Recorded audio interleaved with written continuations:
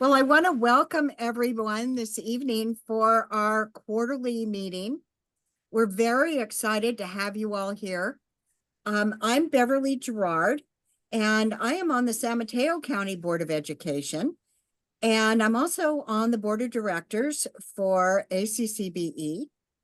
And I'm joined by Yvonne Chan this evening, who are also on the board, Shelton Yip, and also Juliana Ferriani. So we're very excited to have you all here. We have a wonderful program planned for you this evening. And to get us started, I'd like to introduce our new COE, Deborah Moss. Hi, thank you, everyone. Yes, I have started with ACCBE about 2-3 weeks ago now. I come to the association with a background in association management. I've worked in a variety of fields, including transportation, air quality, agriculture. I was raised by 2 teachers, so fortunately the executive committee felt I was qualified to come in and help the group. Chris Williams, who many of you I am sure are familiar with, he got a full-time opportunity that he couldn't pass up. So I have stepped in behind Chris to fill in his shoes, and he's been helping me with the transition. So I'm glad you're all here.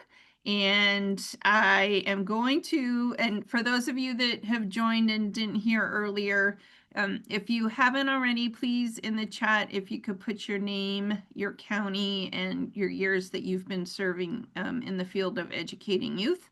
And I am going to start with a couple of poll questions just to break the ice here. So, starting with the first one, what is your favorite thing about fall? And there should be little radio buttons there for you to vote with. And we'll give you about 10-15 seconds here. So sweater weather's popular. I don't know, Bev, you're gonna have to vote on your pumpkin spice everything. It's trailing at the moment. Uh-oh, I better vote then. All right. So I'll go ahead and end it and share the results. So pretty equal across the board. And then I'm gonna do the next poll. Oops, hold on. Go to the next question. Okay. All right, maybe I won't.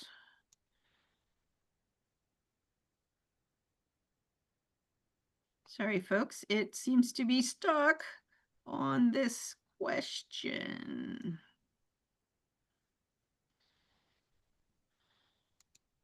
All right. Oh, hold on.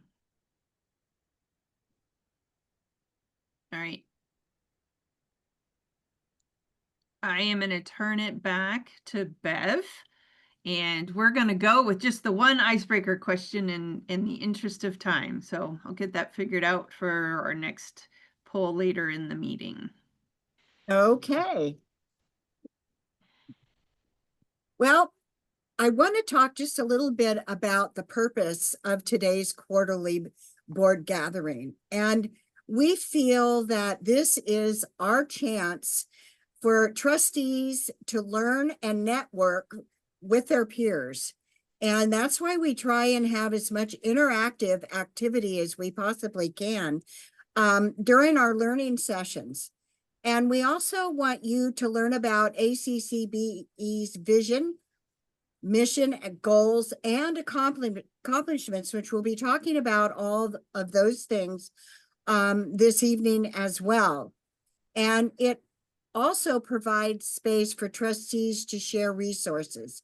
And those resources can be shared either during our meetings that we have, during presentations, or also on our website, because everything that we talk about, we record, and all of the materials that we will share with you will also be on our website. so that you can go in and look at it later, or encourage other board members that weren't able to attend this evening to view what we were talking about.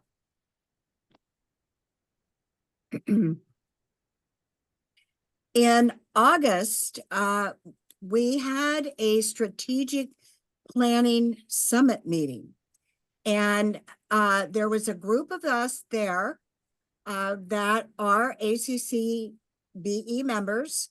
And during that time, one of the things that we did was come up with a new vision and mission statement. So our new mission statement is ACCBE empowers county board members to be confident advocates for all students.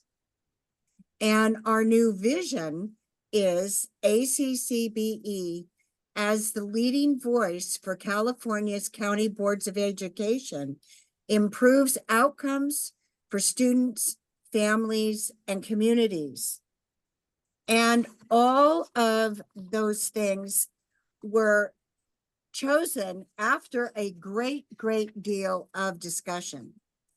And so I think it's really important for everyone to realize how much thought and care was put into this vision and mission statement. Also, we're very excited because ACCBE is coming up on, guess what? Our 1-year anniversary, which will be in January of 2026. We were established in January of 2025, and we are an independent nonprofit association led by county trustees, and we're focusing solely on the needs of county board members and the county offices of education they serve. And that is what makes us so special and makes it so important for county boards to become members of our organization. We currently are carrying on a 60-year legacy of the former CCBE. And those of you that are seasoned board members remember CCBE. If you're a brand new board member, you might not. But any of us that were CCB members as well would love to talk to you about it. ACCB also provides county boards, number one, with identity. We like to celebrate district and vital roles of the 58 county boards in the state of California. Another one of our focuses is leadership. And we really are concentrating on this because ACCBE's board consists of entirely of current and former county board members.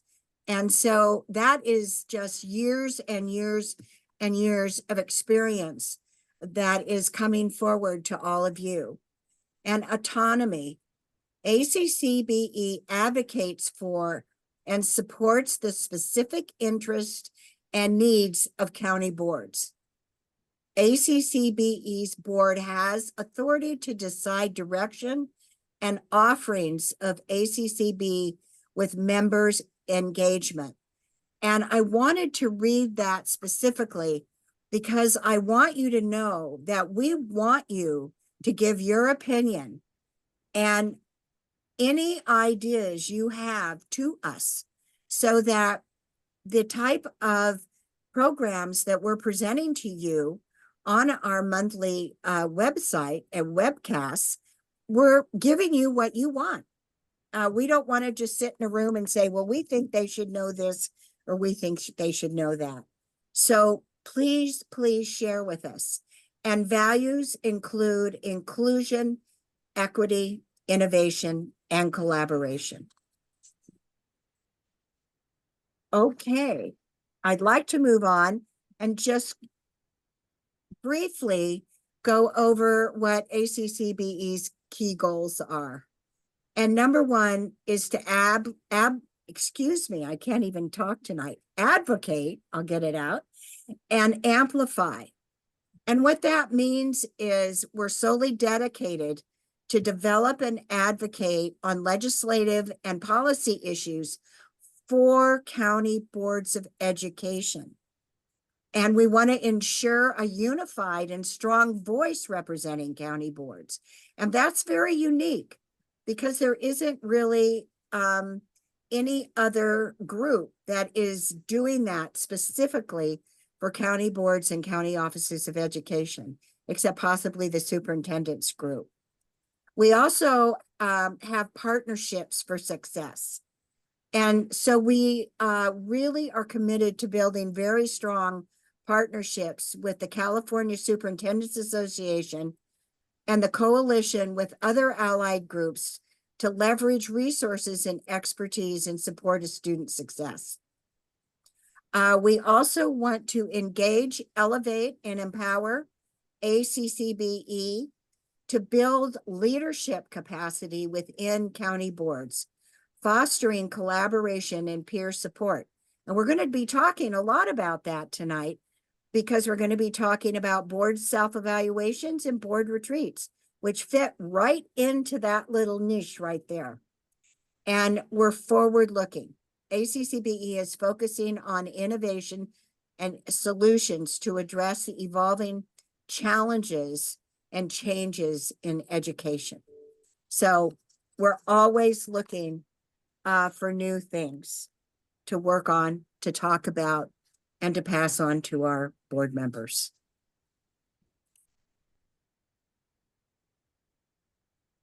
All righty. So as we step into our first speaker, we're actually going to do 3 quick questions about the level of engagement or experience that our attendees tonight have with each of the 3 topics.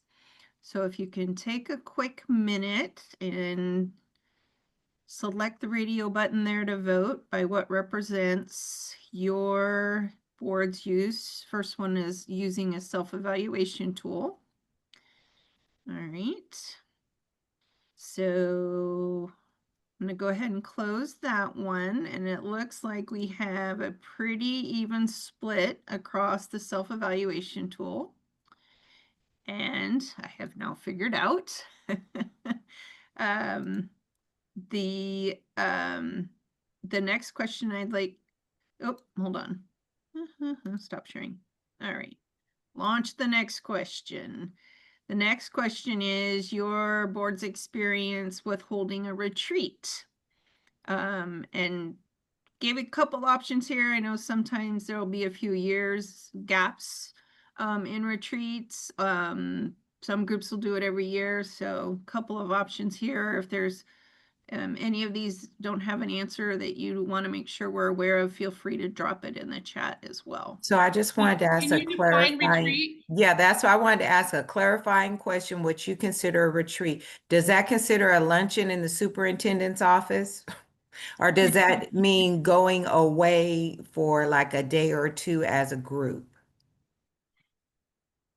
It's neither of those. It's having an open board meeting. Now I'll explain a little bit more when we talk about that.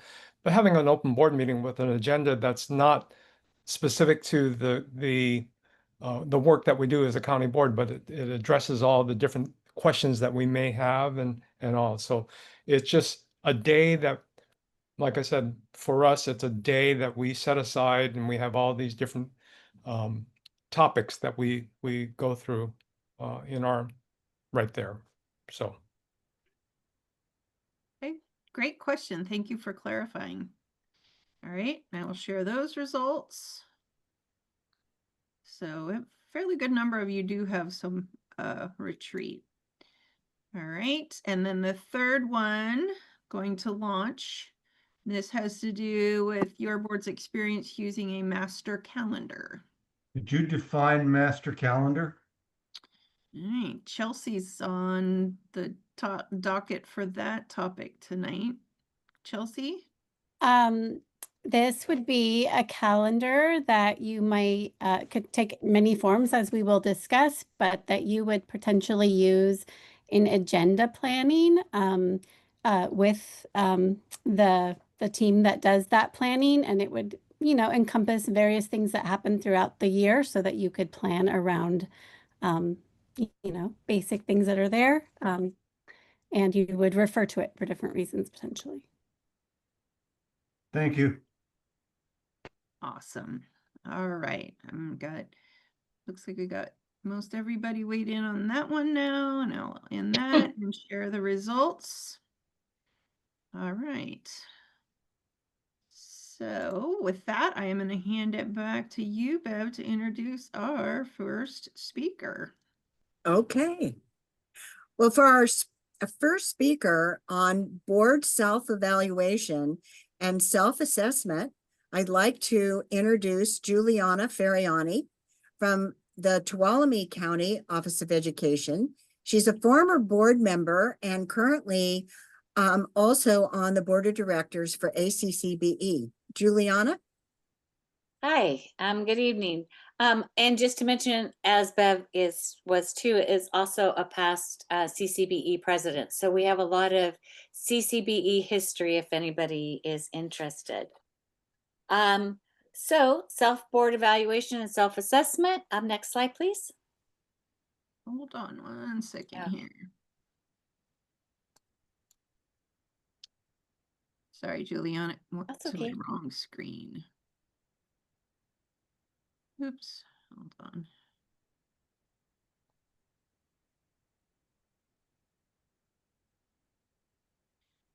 All right, I had this all figured out and it is fighting me.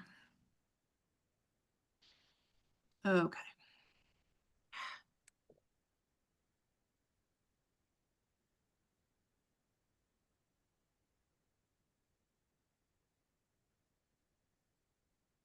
All right, there we go. Sorry about that. It's okay. You see it? Yep, I can see it. Okay. So next slide. So here are some questions you can ask yourself as we're going through this presentation. When was the last time your board assessed its own performance?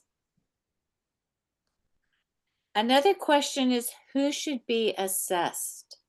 And many people think it should just be the board, but remember, your governance team is made up of the board plus the superintendent.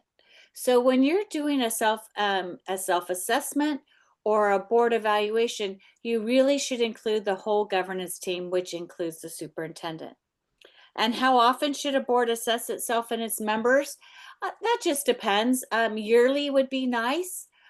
Sometimes if you have a relatively new board, it's good to do a self-assessment and sometimes even a board evaluation just to see what potentially you need to cover in a retreat. What topics don't board members know about, and what topics can you build on so that you have a stronger board?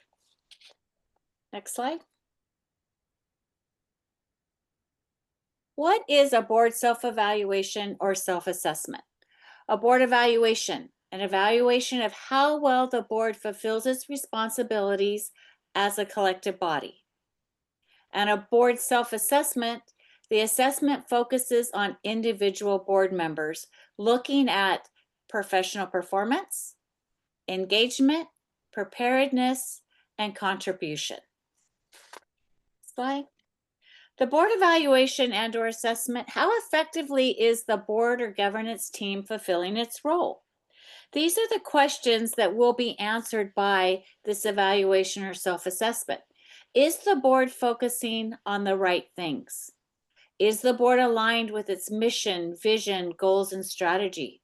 Is the board using the full potential of its board's skills and perspectives? How is the board making decisions? How inclusive and respectful are board discussions? Is the board supporting the county superintendent and staff in a way that strengthens the lines between governance and operations? And is the board keeping the long view in mind as it makes short-term decisions? Next slide. Here are some of the benefits of this self-evaluation. It creates personal accountability, which in turn creates trust, high standards, etc., to result in more prepared board members, deeper engagement of board members, and more meaningful contributions of board members. These evaluations also show the public that the board itself values good governance and that the board holds itself to the same standards that are expected from the rest of the organization. It shows accountability to those the board serves and that they are doing the best job they can do during their board service. The purpose is to be sure that the board is fulfilling its duties and responsibilities. It shows good governance, shows improvement in growth and accountability. It shows strategic alignment, skills development, enhanced collaboration, and it builds trust, respect, and communication. Next slide, please.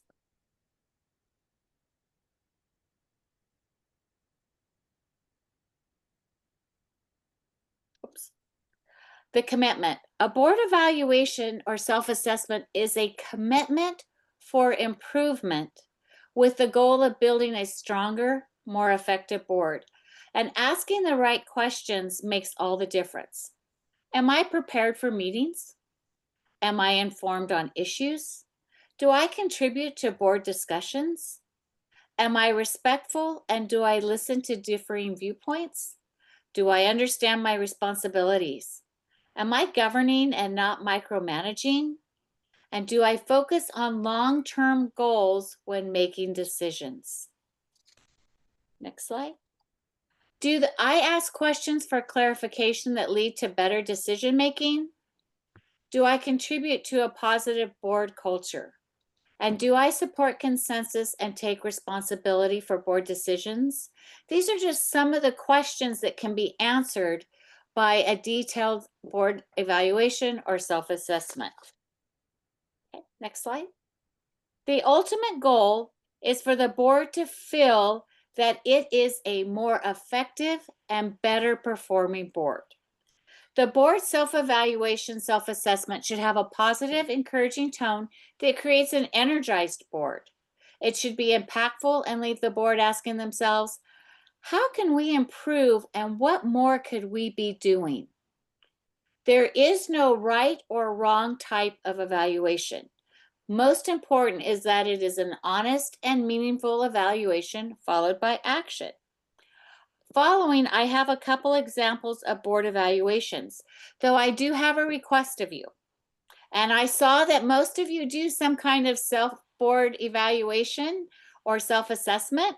So if you have one, we would really love for you to share it with us because we're trying to create a resource for other boards that don't have them so that we can have them on our website and you can go ahead and email that to us. Next goal. So as a former board member of Tuolumne County, one of the self-assessments that we did was called Strength Finders. And Strength Finders is where you take a test and you have a great many questions you have to ask and you have to ask them quickly. You have to answer them very quickly. It doesn't give you a lot of time to think. Then it tabulates all your answers and gives you your top strengths and other capabilities. It goes into detail on each strength, ideas for action, how to deal with other people that have the same, how to work with other people that have the same strength as you, etc. You can also tabulate your board strengths to find as a collective body what its strengths are and also areas where the board might not be as strong. I've taken the test 4 times. We've done this 4 times over my career. And it's kind of interesting because my strengths change based a lot on what I'm doing at the time. But two things always come up for me no matter what year it's been. It's that I'm a learner and input, which is inquisitive. But I have been a developer, an arranger, a connector, a strategic, a maximizer, an activator, and an ideation.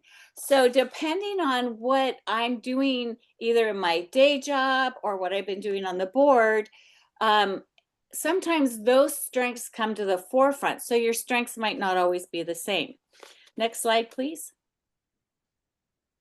So this is something that looks like once your board has taken the test, you can have it all the strengths tabulated, so you can see. So in this portion, you can see that we had 5 of our 8 members were achievers. There were some arrangers, but what's really interesting is where we have nobody. And that is something that we had to look at. So it looks like we don't have a lot of influencing here. So what can we do to collectively come together to be better at influencing our message or what we're trying to do? So I heartily recommend Strength Finders. I found it very interesting and very helpful that we could go ahead and really maximize all of our strengths and come together as a county board. Okay, next slide, please. This is another, just a different way to do an evaluation. A readiness survey talks about a list of questions, and then each member would say it's not developed, comments, evidence, somewhat developed, etc. Developed, exemplary. Members have strong personal relationships and trust each other. Well, if most of your board is saying not developed, then maybe there really needs to be a retreat about strong personal relationships and how to trust one another, so that it can really show, these evaluations can really show where you need your strengths and where you need to do some work. Next slide, please. So this is a evaluation that was started by CCBE. ACCBE has taken it and is going and updating it because there were some questions in there that no longer apply, but it's the same kind of thing. So when I used this on my board, we filled it out individually, and then we went over it in person. And so I would say, when I was taking my notes, the board has adopted a set of common beliefs about the value of public education, the attributes of good governance, and the ability of students to achieve. If I had 7 board members and the superintendent who say almost always, I think that we're doing a good job on that. But if I have, when an issue is decided by majority vote, all board members support the board decision, and I get some less often, rarely, not sure, that also shows where a retreat, which will be coming up, what kinds of retreats, that's where we need to do some work. So these are just 3 self-evaluations that you can take. Once again, if you have one, we would really appreciate that you send it to us so that we can add it to our collection. Next slide, please. So key for a takeaway: the evaluation is only as valuable as what the board does with it.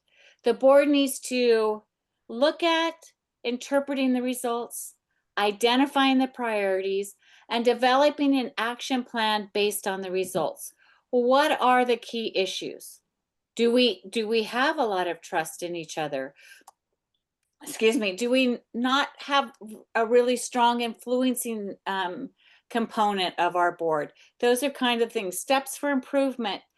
Then who assumes responsibility for implementing this? It's one thing to know what you need to do, but who's going to help the board get there?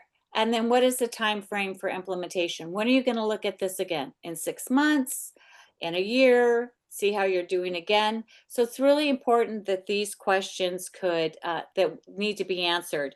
And I want to thank, I went on the internet to look for a lot of these examples and things, and I want to thank Ed Reese, the Presido Group, CBOEs, Larry Tyler, and the Skadden Group, because they've done a lot on board evaluations. And board evaluations are not just done for school boards.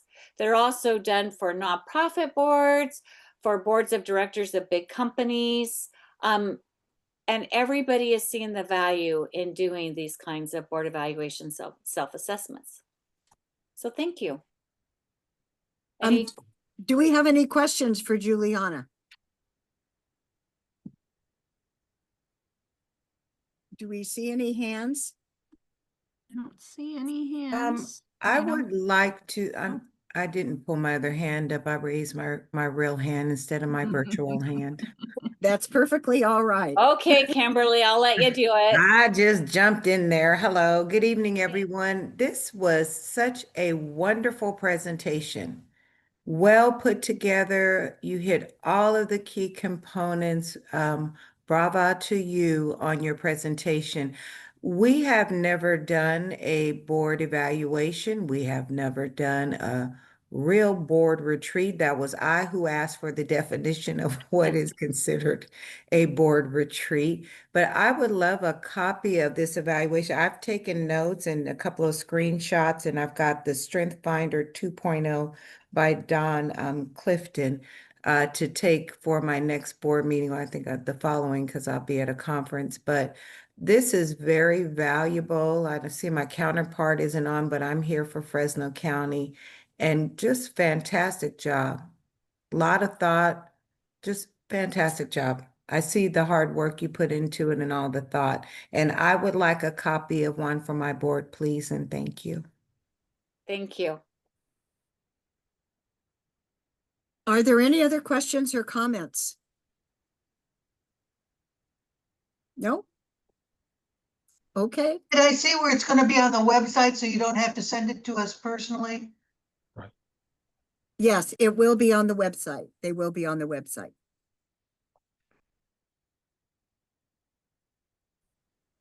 Okay. Well, thank you so much, Juliana. And again, all of the sessions that we're doing are recorded, and all of the materials and recordings will be on our website. So I just want to reiterate that again. And Deborah, can we have the next slide, please? Yep.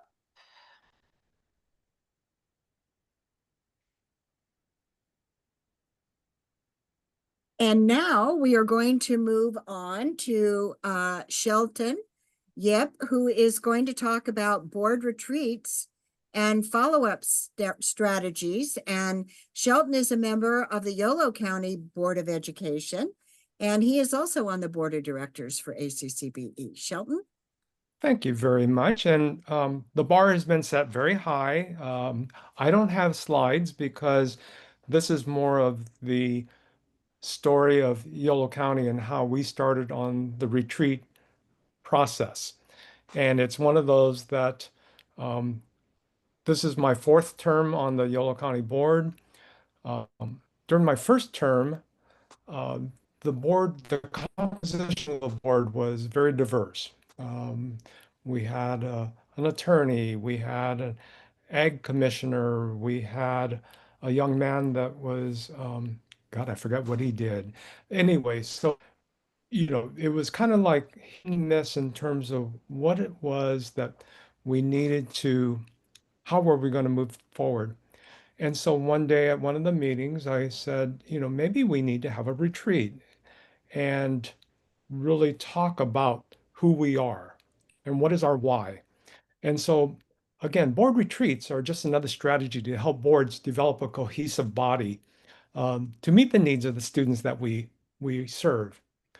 And it, like I said, it was something that just at the moment, I've gone through three superintendents now, and from the first superintendent, when we first started the board retreat, we just carried that momentum forward. Every year we have a retreat. It's just a day set aside for us to talk. The agenda is formed by the board members and collaboration with the superintendent. We look at a variety of things, and as I go down further, you'll hear me talk more about like Juliana in terms of the evaluation and all. So we set the agenda. We set aside 3.5 hours to 4 hours, 1 day, and they happen to be in April because by that time we've had almost a year working with the board. We kind of do our self-evaluation piece of it, which I'll talk more about in a little bit. We review, we look at, and we set the timeline. We set the clock again for our next evaluation. Some activities that we do at a board retreat. We start, of course, with team building, sort of like what we did tonight, just so we can find out where people are at, what their thinking is, and um, what's our why. I've heard from our colleagues out there where they will sit there and talk about some of their colleagues, and they're not sure what their why is. They're not sure about why they're there, if that's just a stepping stone to a higher another position somewhere else, another elected position, or are they there for the students? And those are questions that need to be asked. What's your why? We also, so some of the activities that we do before CCBE, before we put the handbook together for county board members, that was one of the big things that we hit in the original retreat. What is your roles and responsibilities as a county board member? We had one board member at that time that came from a district, and in the first couple of meetings, I started hearing a district perspective on the work or what they thought the county board should be doing. So that is one of the bedrocks of our retreats every year for the last 12 years is the roles and responsibilities, reminding each other of what it is that we're there for. We also have the mission and vision statements. Now, I also hear across the state, there are some boards that have created their own mission and vision statements. One of the things that came out of our board retreat, it took like third or fourth board, a new superintendent, that we started talking about one voice. We need to have one voice, not a separate mission and vision statement. So how that works now is that the superintendent and his cabinet work on what the mission and vision statement, how it's going to be changed and all. It comes to our retreat. We then have discussions around that, changes that we feel is necessary. And the changes, I say 85% of the time are agreed on and they get moved into that. And then from there, it moves on to the greater staff of Yolo County. So the board has its input into the mission and vision statement, but it is one voice. We are all on the same plane. We're all working together. We should be able to say what it is that the vision and mission of Yolo County is, from the superintendent to his staff, from the trustees, from all the other staff members out there. And so that was an important piece that we had as part of our retreat. Every year we have that. We also look at board committee assignments. We have three committees. We have a budget committee, facilities, and legislative. And so board members can, we can shift around and we find out what it is that's happening for this year, what kind of things we need to, how it interacts with each other. And so we review that at our retreat. We have budgets and audits. When we talk about a master calendar, our CFO comes in, we talk about the budget and audits, the calendar for the year, when reports are due. So as Chelsea said, so you can set your agenda, for the meetings in terms of based on what it is that we need to be discussing business-wise for our budgets and our audits coming up. We also have, for Yolo County, now I know all of you probably have major facilities work being done. In the last 3 years, the last 4 years, we've had our facilities director of facilities coming in and giving us updates because we have major um, work being done. Like this one that we're doing right now is sustainable energy, this power plant that we're building. It's massive. That we're building at next to the county office there. That's going to be able to provide us power for 8 to 10 hours if our power goes off for whatever reason, because we are collectors of all the district's budgets and then all that information is feeding into it. We can't lose that information. We cannot, have that information go down with the power. And so we're building this major power station. And so we constantly get updates. We get updates at our meetings, which are little snippets. Yes, we are here in phase 2. We're here in, whatever it may be. But at our board retreat, we get a major in-depth report on where we're at on that, or with some of our buildings or whatever it may be. So those are important pieces, part of our retreat. We also talk about the process and mechanics of communication with the superintendent or with each other, with each board member. Reminding about the Brown Act, those type of things. But we discussed that. Over the years, it has changed in terms of the direct communication with the superintendent or staff. How does that occur? What should we be doing? How should we be doing that? That's an important piece. The self-evaluation, which I said that we've been doing the self-evaluation from my second year on the board, because again, what's our why? And so some of the examples that Juliana shared is sort of the same ones that we used in terms of looking at how we review ourselves. How are we doing as an individual? How are we doing as a team? Are we communicating? Are we working together? Are we looking at the long term versus the short term? Those are all things. And we do that every year. We come back at our retreat. We talk about what our evaluation tool said about us. And then we set the time frame for the next evaluation. When are we going to take it? And then we come back to it and we revisit again in terms of how we're doing. That's been very important for us because I don't know, some of you, I've told you before, we have this generation gap on our board.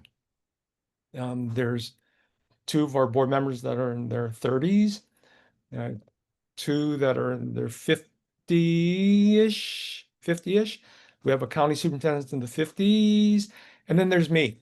And so I'm somewhere out there on the other side of that. But that communication is so important, and that evaluation is so important because we come from, the different stages of our lives and how we look at things. And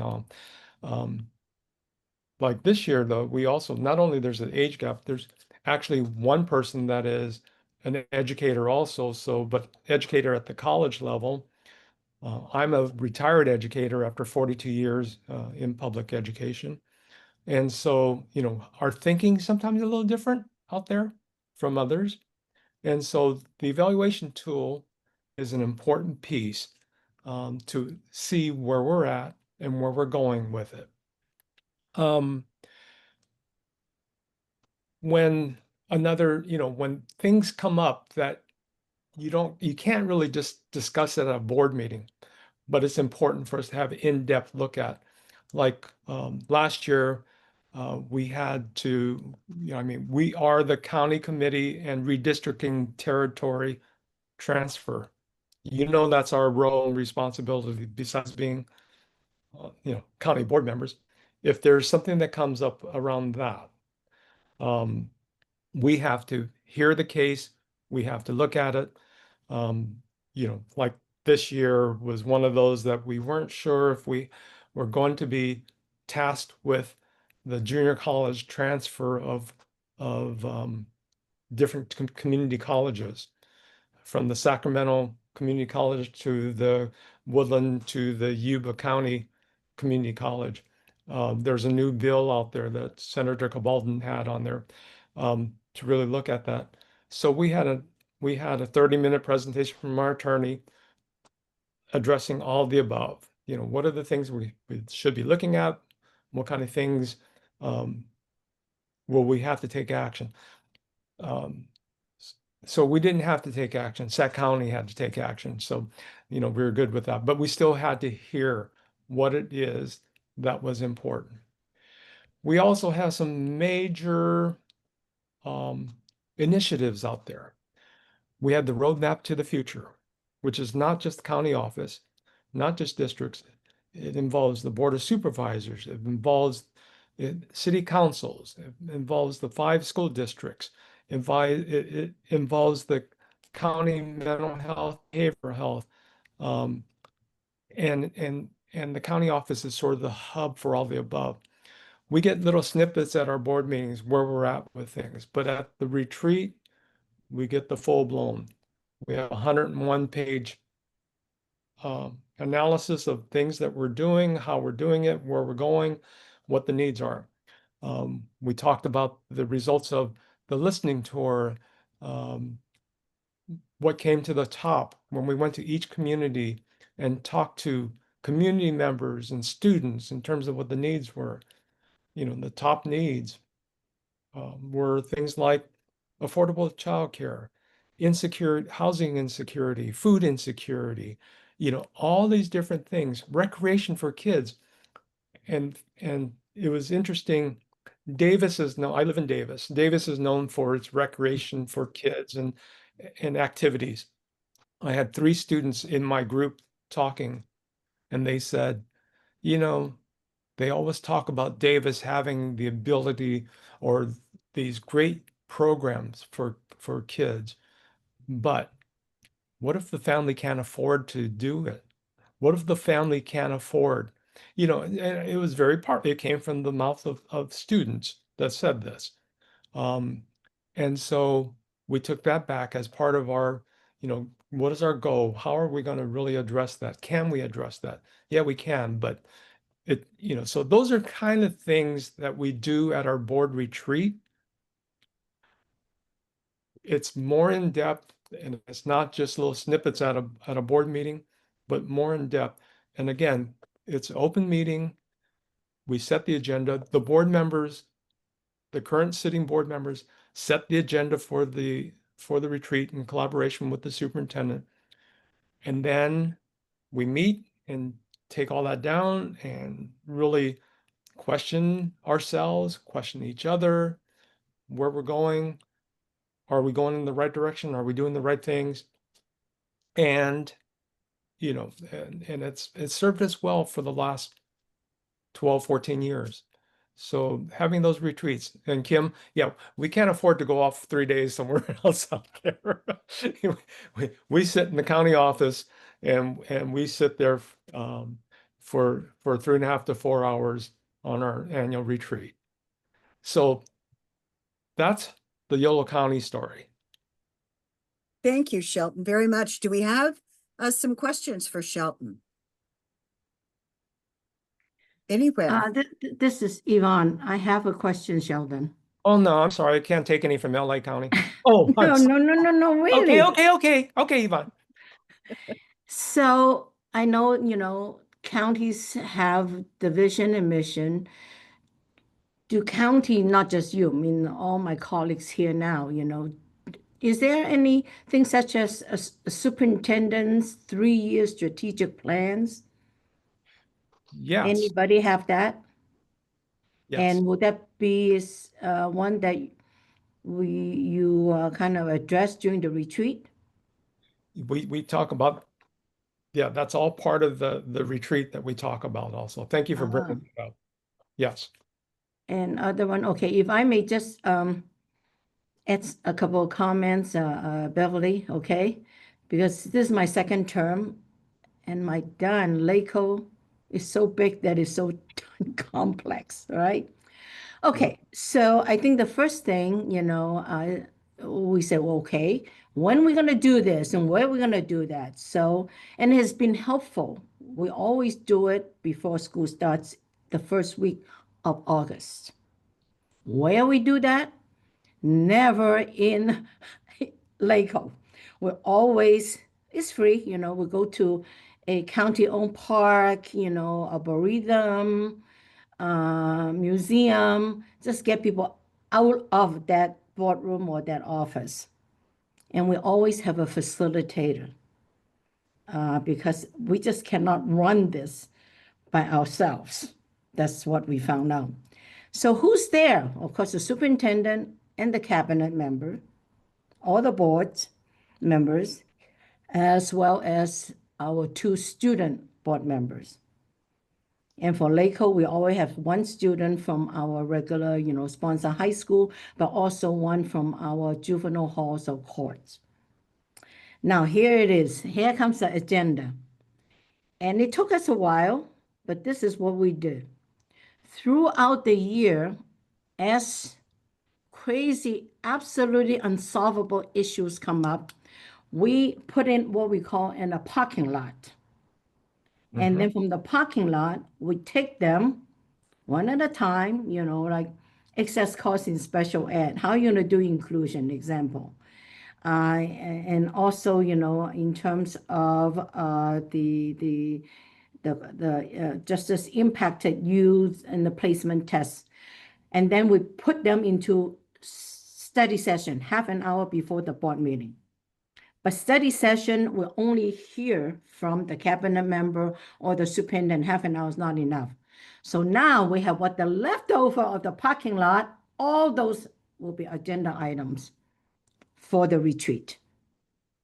So that meaning, we're trying to continue to solve persistent issues that's been parked for the whole year, but we want to deal with it before the next year starts.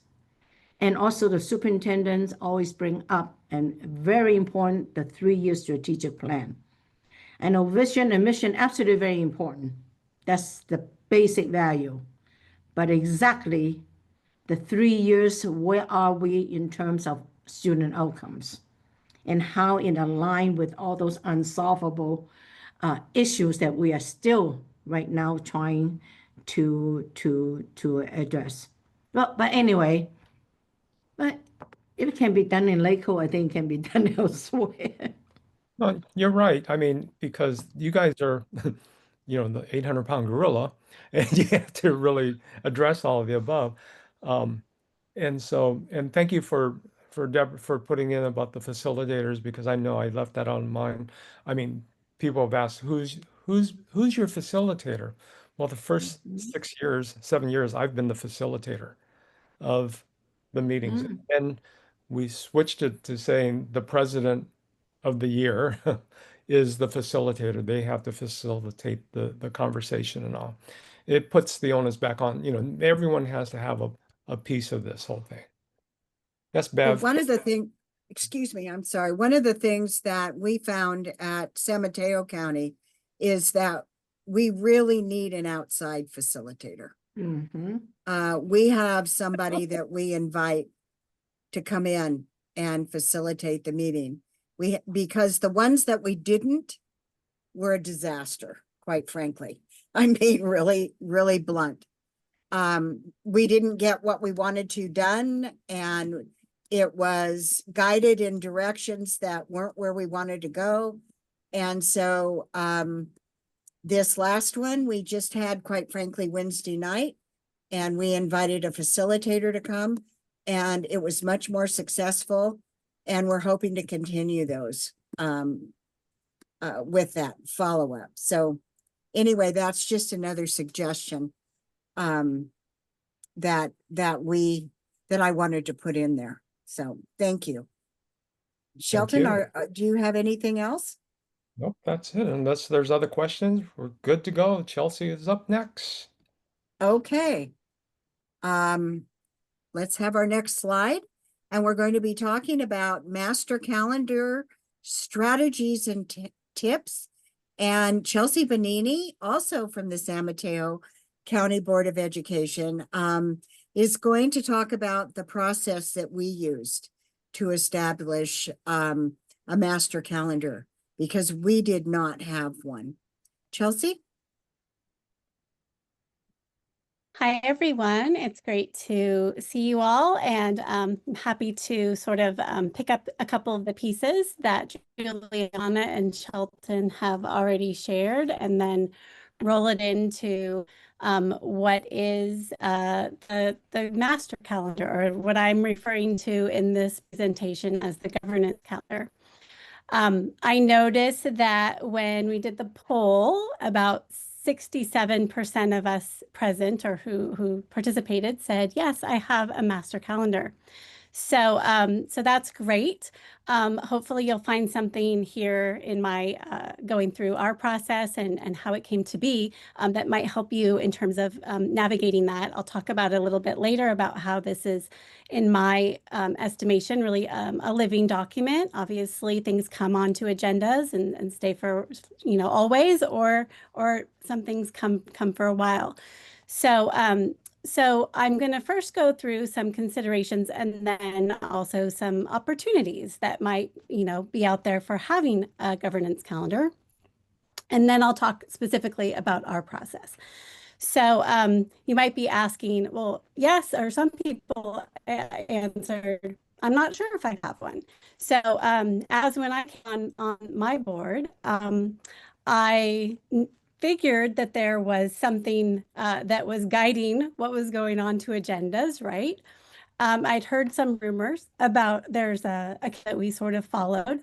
And to be very honest, I ran in 2020 and came onto the board then, but I was attending the meetings mostly virtually during 2020 and some during 2019. And I'm sort of a I'll just say I like to, you know, keep track of things. I'm pretty organized. So I was keeping my own list of what was coming on the agenda because I wanted to know before I went on the board, what was the board doing? So, and we all maybe want that to be the case with new board members. And in fact, it was what I did. And so I saw some trends. I saw things that were coming up, various, and I had already served on a district board. So I knew some of the things as far as like budgets and the cycles and those kinds of things, which are very similar. So I was tracking that. So you might be asking, do we already do this, right? And what does that look? And also, you know, could it be helpful to have this document, right? Who creates it? These various questions. I'm not going to go through and read them all. You can see them on the slide. The one right kind of in the middle that how long will it take to get in place? I'll talk about that in terms of our process, right?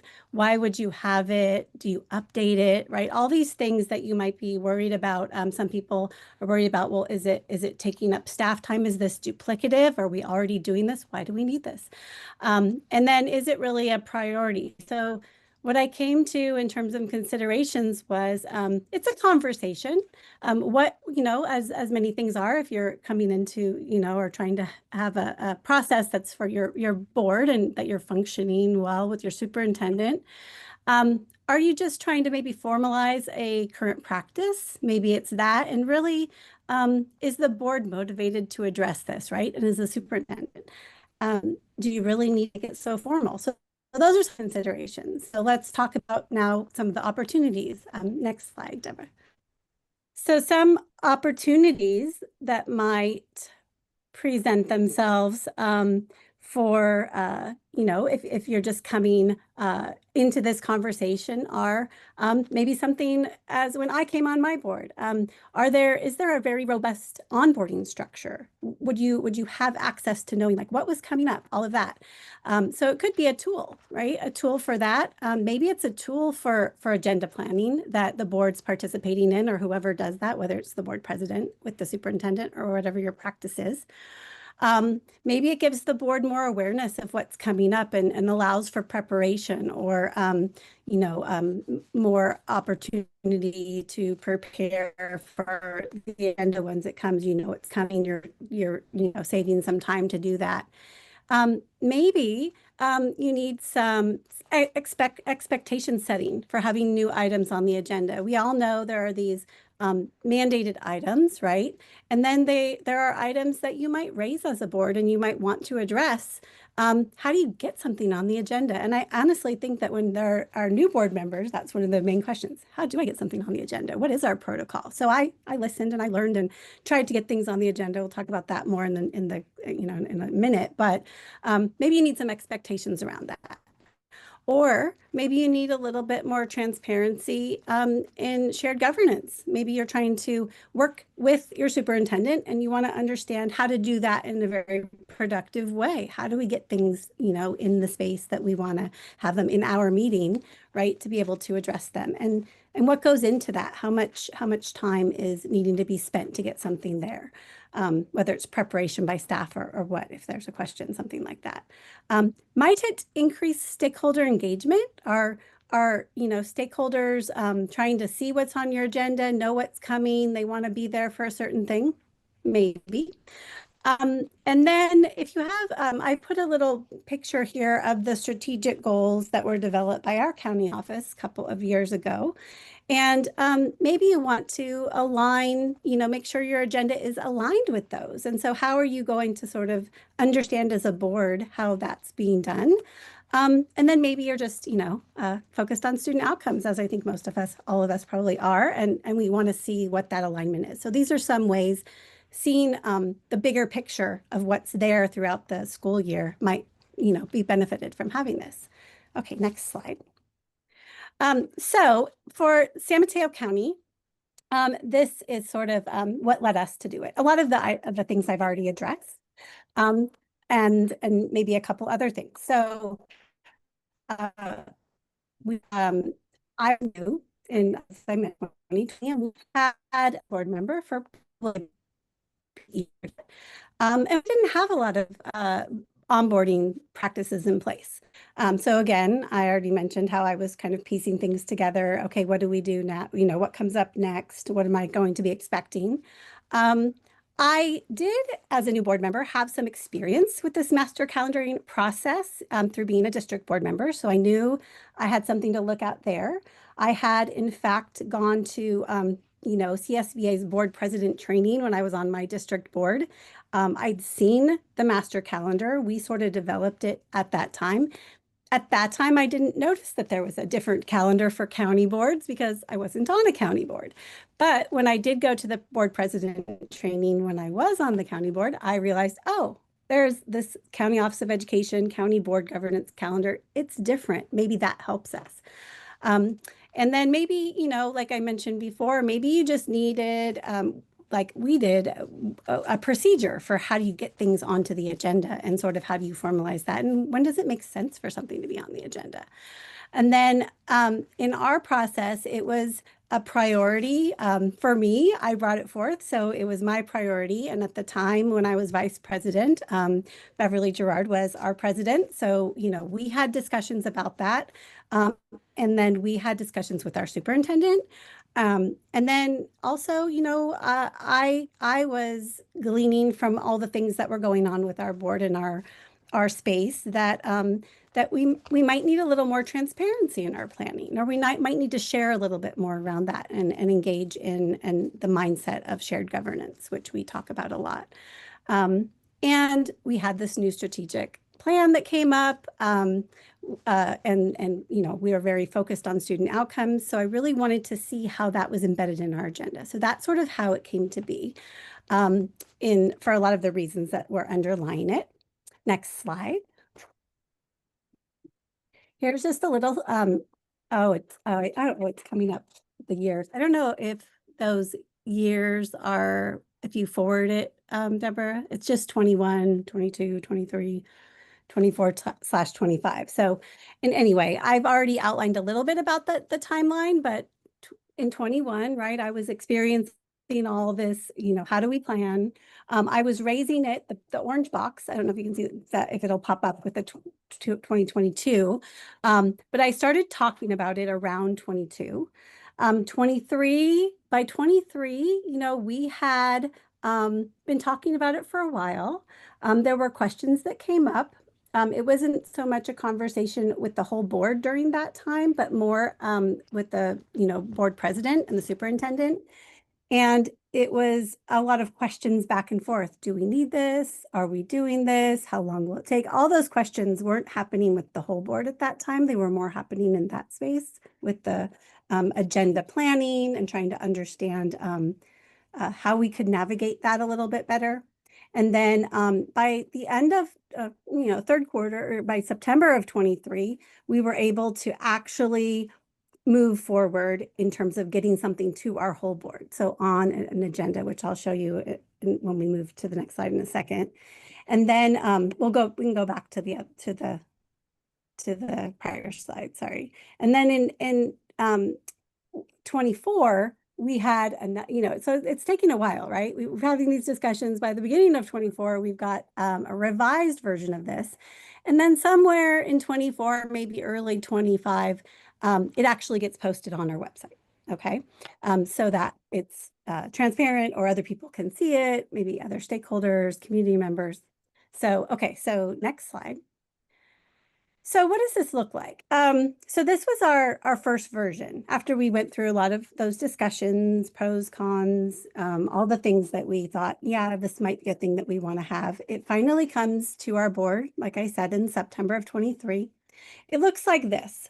The other link, you can see the board memo there. The other link was actually to the CSBA sample, which is available online. I didn't put it in my presentation, but it's, and this isn't an active link in this little picture, but anyways, it is available if you search for it, if you haven't seen it. And it has a lot of different categories, right? Here, you can see it. There are a lot of spaces that aren't filled in, but it's got a lot of the mandated things, right? It's got a lot of things that are governance related, maybe finance related. And so our board had it to look at. Okay, next slide. Then by January of the next year, it looks a little different. You can see how it looks there. And in this version, it's got, it's actually easier to read on the left side, but it's got the governance section, which in different versions, I've seen governance as more of an overarching umbrella, right? Because I'm calling it a governance calendar, and it's encompassing maybe direction setting and maybe some of the policy and things like that. So here you can see we've got some different sections of it, and it's filled out a little bit more. And if you look toward the bottom, you see of that version, I don't know if you can zoom in, I know you can do that sort of on the Zoom. You can see community engagement and advocacy. And then there's also a section for subcommittees and liaisons. So we started talking about how we would balance things out throughout the year. One thing that is not there yet, but also could come up under liaisons, and I'll talk about it when we move forward a little bit, is other things like conferences and conference reports. And this actually came up in one of our last meetings, like when do we do that? When do we report out on conferences and those types of things? Presumably after they happen, but is it on the agenda is the question. And when? Or is it just in board comments? So it's evolving, right? So next slide.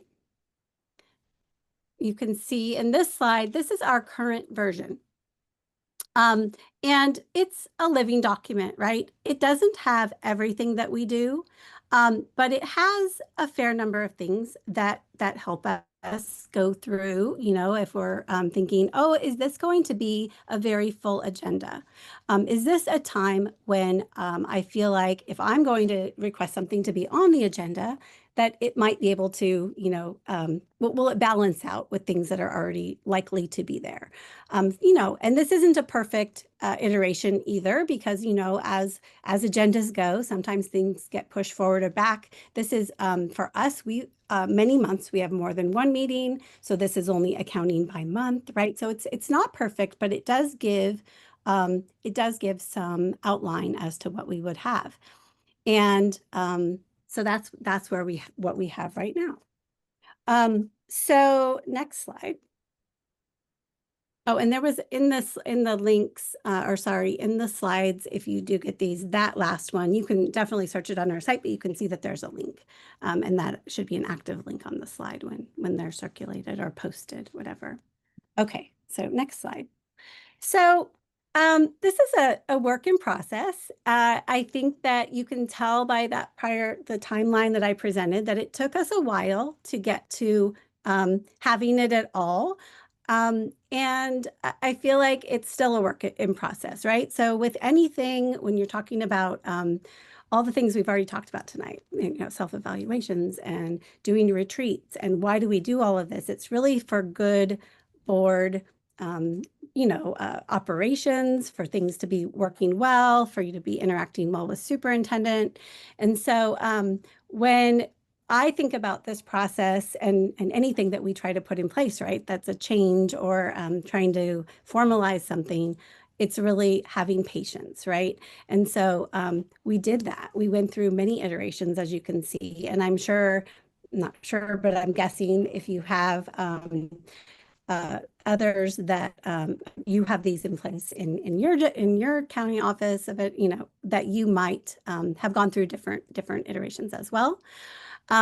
And I'm still not sure, like these are questions, right? When it's being used, who's accessing it. I definitely look at it because I think it's important, but I don't know if it's been presented to, for instance, our new board members. We have 3 new board members right now. And so who's using it? Is community using it? Is it helpful? And when do we review it? It hasn't been updated for a little while now.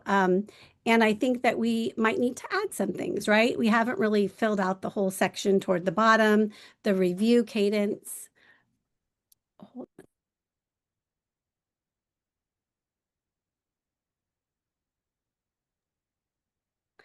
Okay, sorry.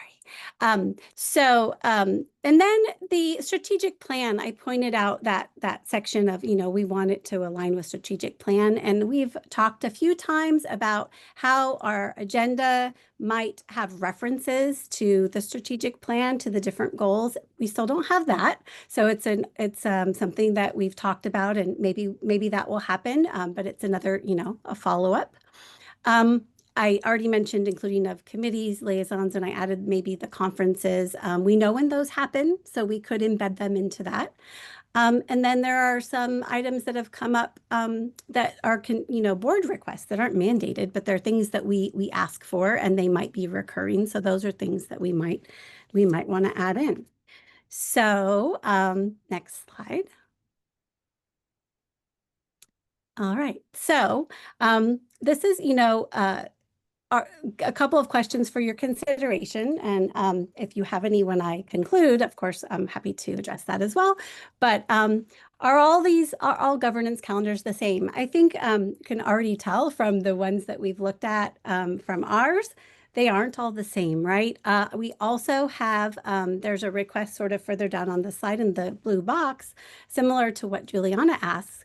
If you have your own sample or yours that you're using, if you can send it, that would be great, because for ACCBE, we want to compile sort of a list of different types, different formats. A few were shared with me already, and they are in fact very different. So just like every board is different, every county office is different, your needs around what you have in that calendar might be different as well, likely they are. And then you might use other practices that might help you with these things. I will say that in terms of planning practices for our board, in addition to this governance calendar that we had, gone through this process with, we also have our future board agenda item that comes up, I think, every other meeting. And so we can kind of track what's coming up there. The mandated items appear there as well. We also have board requests that have been made, so we can sort of track them there and follow up. So that's another tool, and you may do something similar or something completely different. And then, of course, whether you do this or whether it's working or whether you want to make a change to something you have, or maybe infuse a different, bit of information in there that you think might be helpful. It's always a potential topic for your governance meetings, right? For your retreats and things like that. So I put that out there for your consideration. Again, if you have one, ACCBE would love if you would share it. And that's about all I have. So, so if anyone has any questions, I'm very happy to answer them. And or anyone else in the room might have their own calendars and they might want to weigh in as well. So thank you so much. Are there any questions for Chelsea? Well, Chelsea, thank you so much. That's excellent information. And I know that our county board members will take that back and put it to good use, especially the ones that don't have master calendars yet. And Chelsea was our warrior in putting the fight up in our county office. And she had to fight. I'll be very honest with you. We all did, because it wasn't something that some of the higher ups wanted to have, but it was very important for the board. And particularly now when we have 3 new board members that quite frankly don't have any idea what's going on. So it's a very important tool for them to be able to look at. So thank you again. Debbie, can we have the next slide?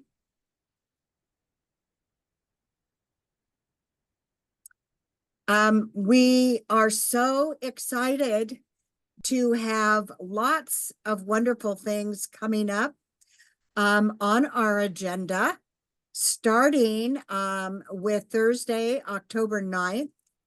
And we are going to be doing a deep dive that evening on court and community schools.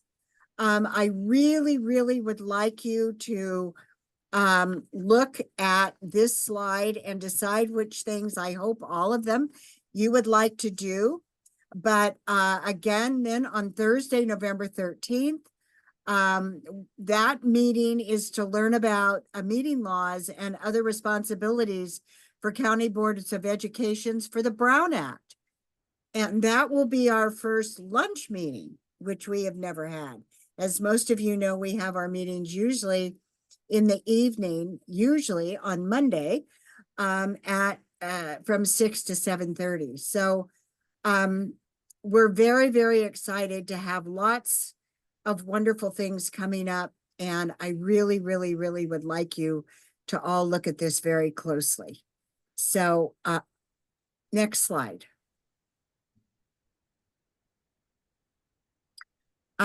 This is just a quick look at our communication strategy overview.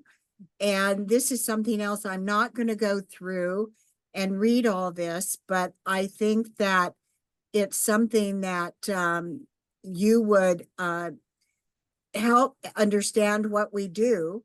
Our planned communication is building trustee readiness guides. And the content and messaging strategy is to provide recaps from most recent workshops and share resources. So as I have said numerous times tonight, this will all be on our website. And then ACCBE also puts out a monthly newsletter. So please be sure that you're all receiving that. And that it's not going into junk mail or some other place where you're not seeing it, because it gives you a recap of everything that ACCBE has been doing for the last previous 30 days, and also information on things that are coming up. So it's really important to make sure that you're getting that monthly communication. And then on week 3, ACCBE is sending out their advocacy report. And that's a targeted report about ACCBE's advocacy work and collaboration with partners, SSDA and CCS. And again, I want to make sure that you are receiving this information. Our advocacy committee is working very, very hard advocating for several bills that are directly related to county offices. And week 4, we always have our Future of Education letter. which is a newsletter imaging the future of education. And this is something different. So thank you, all of you, for reading these. Please give us input on all of these communications. But I wanted you to see that we're actually sending out a communication to every single one of our county board members every week of the month.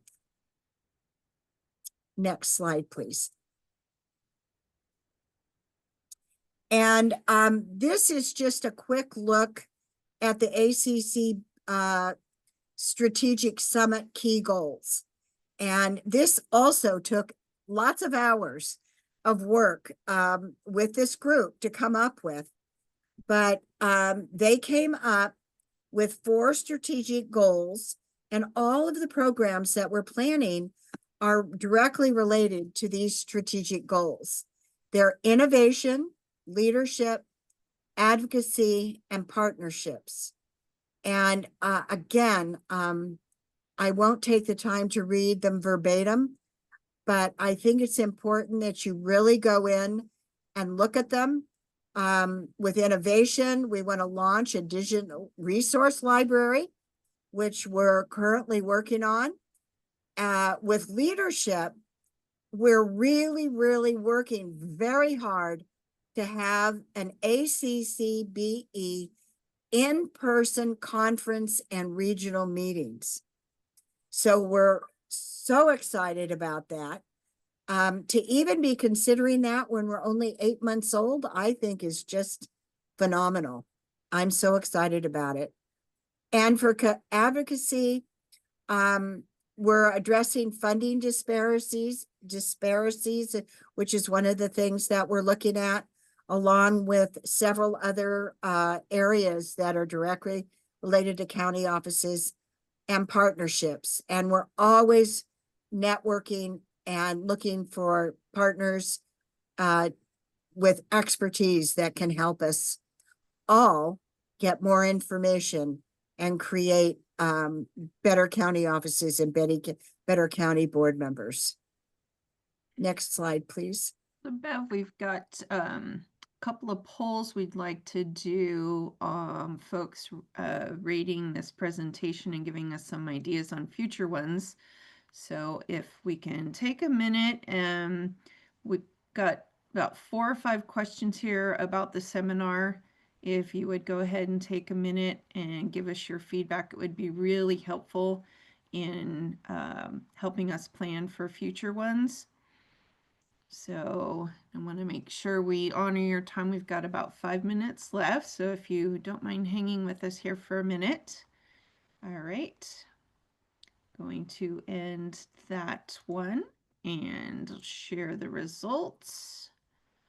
So thank you. Over 80% of you thought that was a good use of your time. And then I'd like to have you,